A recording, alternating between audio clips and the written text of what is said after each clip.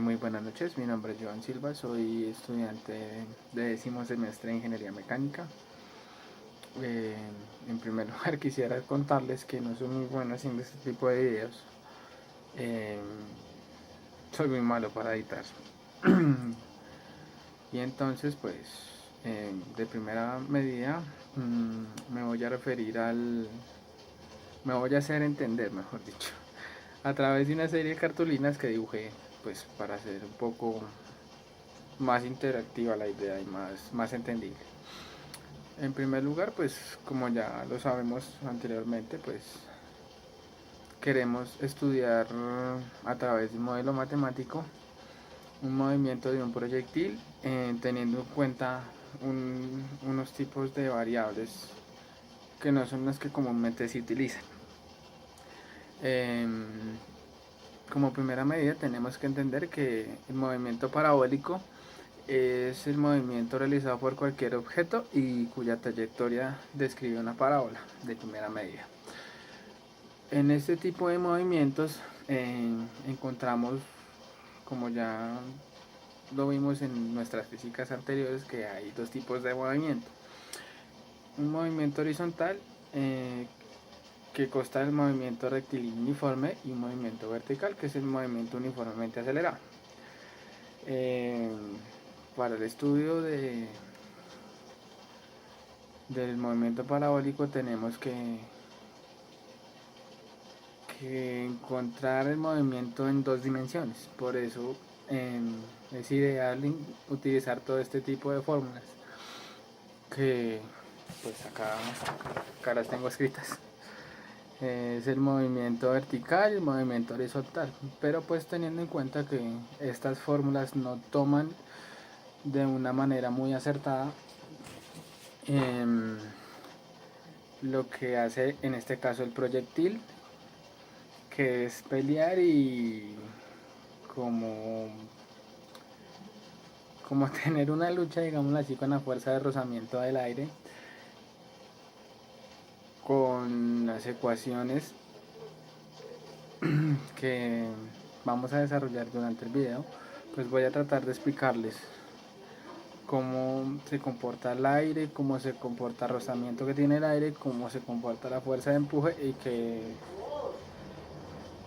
qué tiene que ver la densidad en estas variables también. En primera medida, pues acá tenemos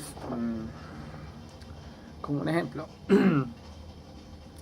de cómo se comporta el tiro parabólico. Pues acá vemos que en la línea azul es el movimiento parabólico que siempre nos han enseñado desde el colegio. Entonces es un movimiento parabólico que se comporta perfectamente. Podemos observar que da una forma simétrica en cada una de sus partes de tal, y no toma como movimiento o como variable la resistencia que tiene el aire,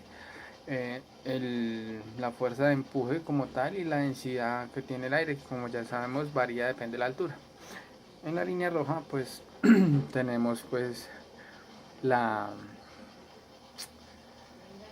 como la explicación del movimiento real, es decir, que damos un impulso y gracias a todas estas fuerzas de resistencia como tal, nuestra parábola siempre va a tener una caída abrupta. Entonces por esa razón la parábola nunca es simétrica, siempre va a tener un lado donde la caída es demasiado brusca. En este ejemplo como tal vamos a encontrar diferentes tipos de variables.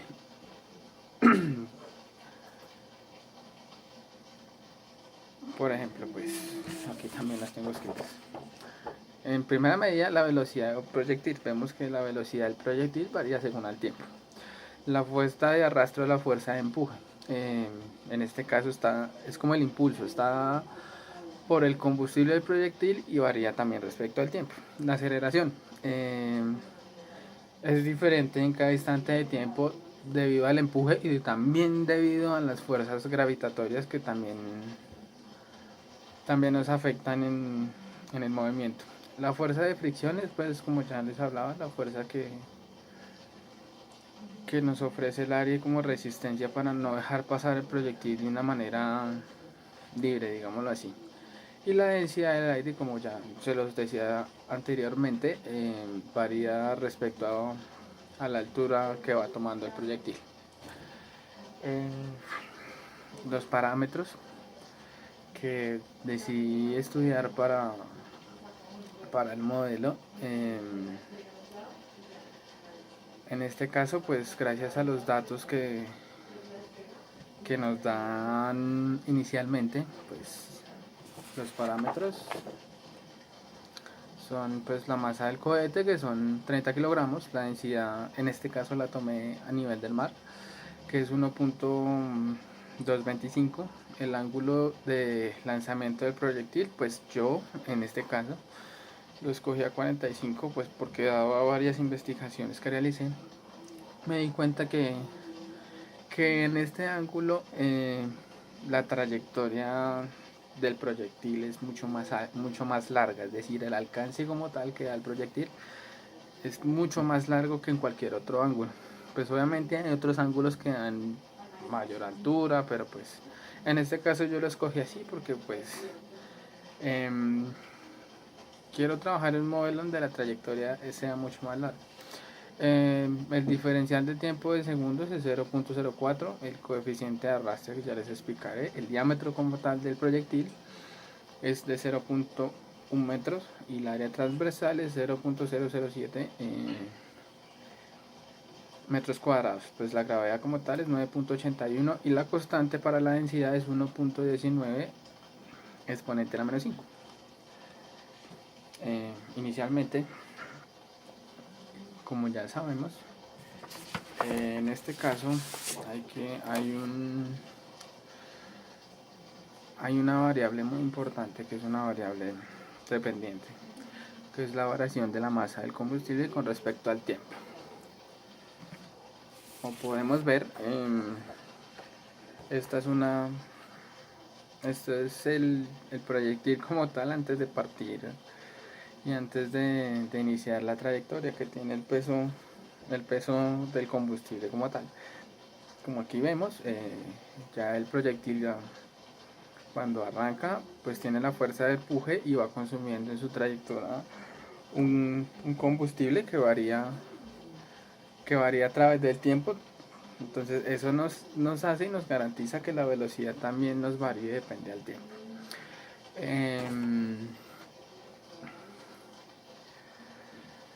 Cuando el consumo de combustible es constante, pues a través de muchas investigaciones, encontré esta fórmula, que es la masa con respecto al tiempo es igual a m sub 0 más m sub c por 1 sobre el tiempo como tal que estamos investigando sobre el tiempo final. Esto es válido entre constantes de tiempo, es decir, entre intervalos de tiempo donde hay un consumo de combustible constante. Acá pues vemos que mc es la masa inicial del combustible, sea en este caso son 6 kilogramos de nuestro modelo. M0 es la masa útil y la masa como tal o la tasa de pérdida de masa es la masa inicial sobre el tiempo final. Bueno, gracias a esto pues hubo que hacer muchos tipos de análisis con esta primera gráfica. Esta primera gráfica es la gráfica que nos da el problema como tal. El modelo nos dice que el área bajo la curva nos ayuda a encontrar la variación de... Perdón. Un momento.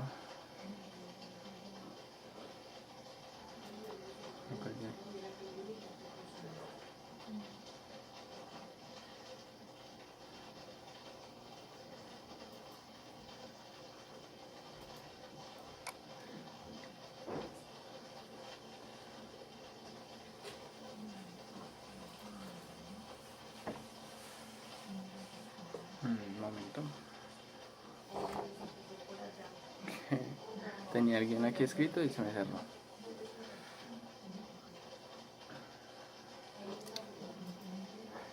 Ok. Vamos a ver por aquí.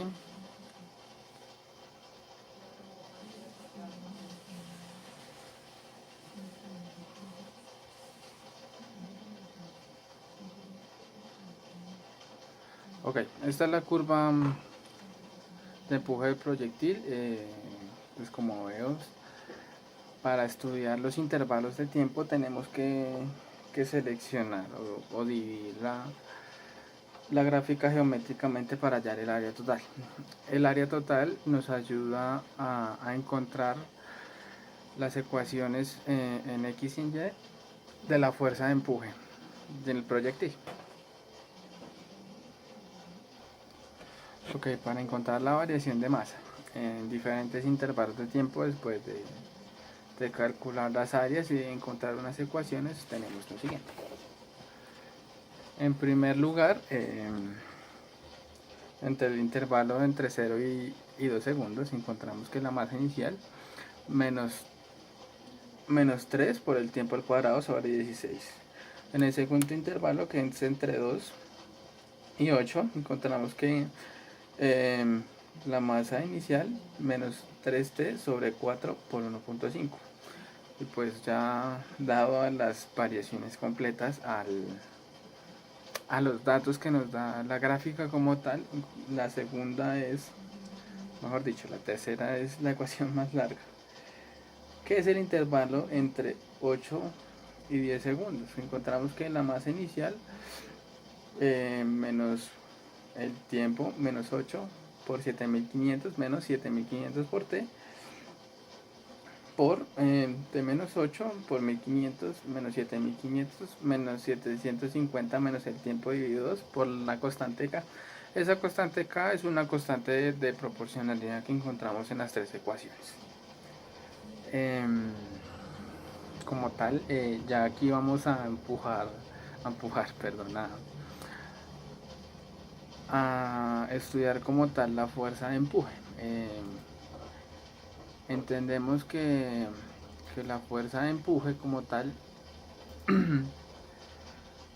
la fuerza de empuje es la fuerza, como ya les había dicho anteriormente, la fuerza que nos da el proyectil. Y la fuerza de rozamiento es la fuerza que nos hace que el proyectil se detenga. En este caso, la fuerza de empuje, obviamente como es un movimiento parabólico, está en X y en Y.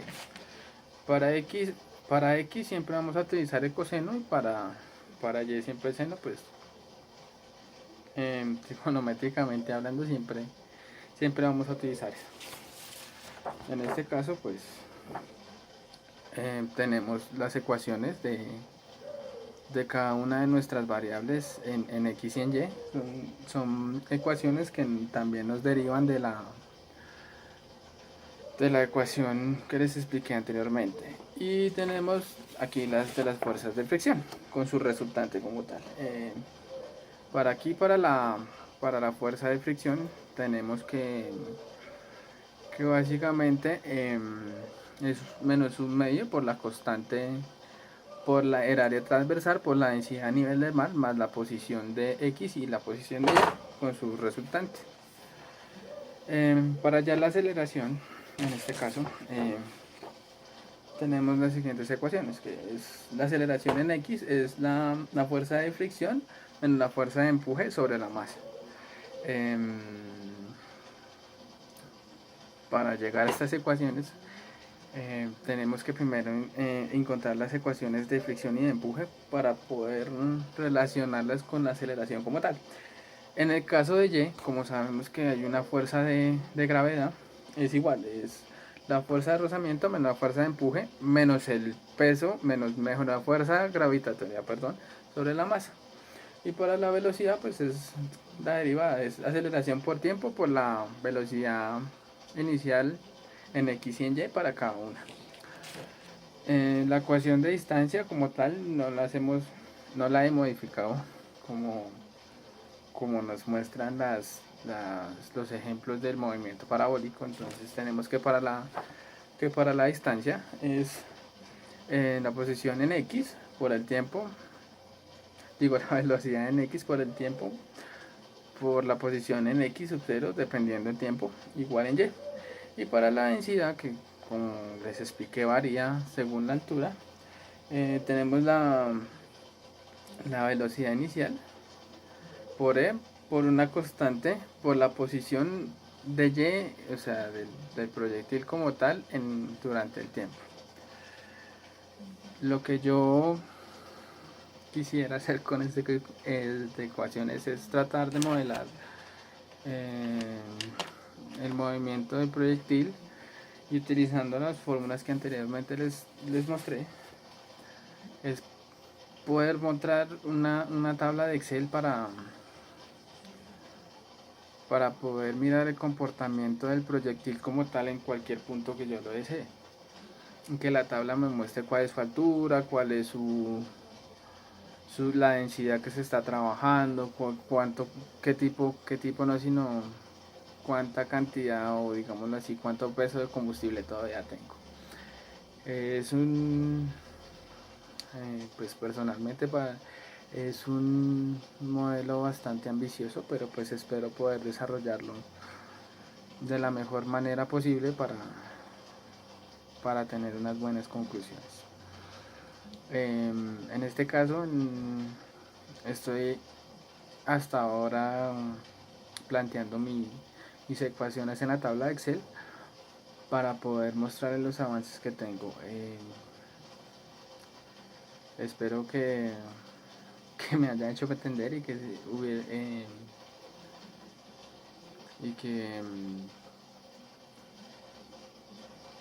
y que hubiera hablado con claridad del proceso que llevo como tal. Les agradezco estos pocos minutos de atención y espero que